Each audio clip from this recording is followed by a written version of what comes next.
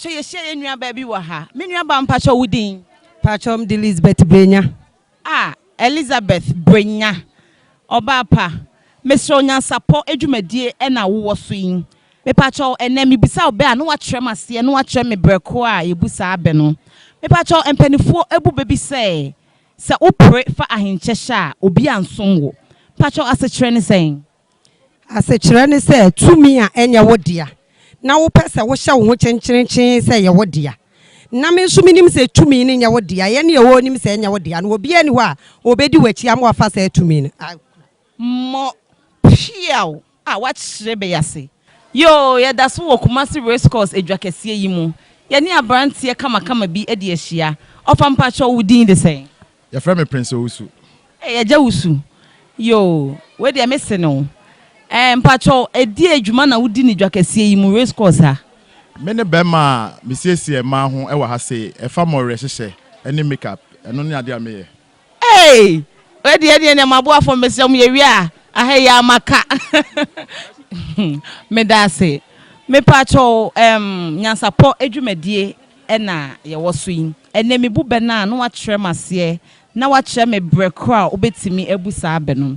Enti bi nua be ma Prince. Said ye nantwie dua anka ne to no. Saa nso na enchere wo konfo ensem.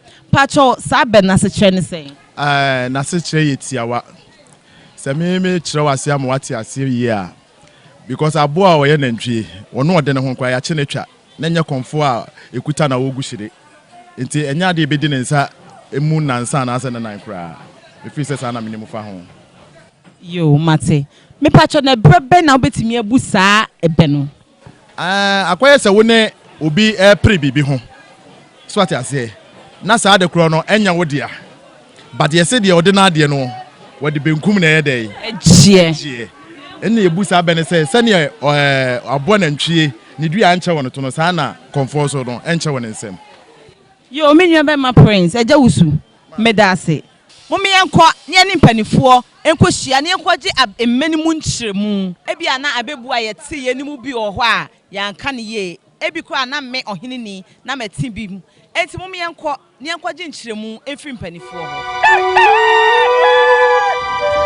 wa ya de pi na ye call montene so kohwe ye mi ankasa ye nua anakua ensemfu a enipa ne bibisa ye Ebebuo ni bi omo bisa no mapemu nkyeremu Nana ebi se sabi Appiah de botechi no ye de bebo ba say na semnicity e na mu nkyeremu so te say Appiah de botechi ne bebo ba da bi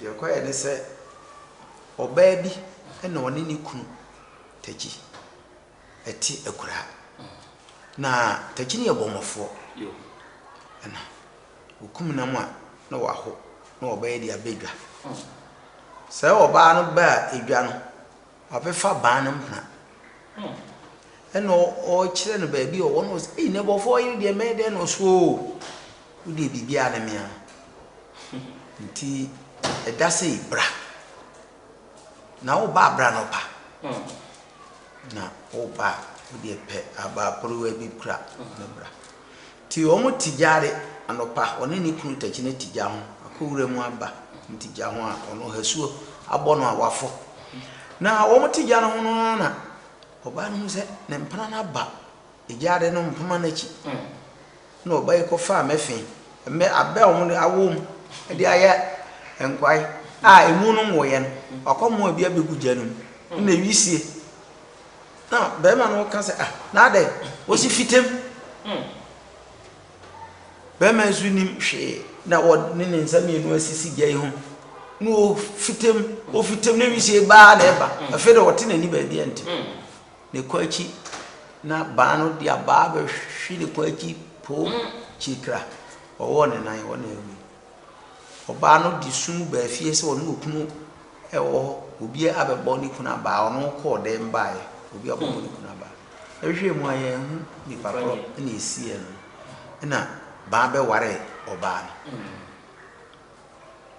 yena dabi oba ni ba tie kura sa na ewisie andi oba ra nkofa mefe ewisie no ade na o ka kire ba no se na banza ayi si ekumi no na mfitem no say me nko fitem sara aye teki e kina aba ye de bo teki de kina ye de bebo banda bi ti o ka kire ze misru je mfite sa na mo ebusiafo Ebenezer sa bread ye wade egua a wo hwe na da de gina me kasa djuma de wo hwe a enhwe no kwa na emom suade ne famu aba na wo so timi kire nchirima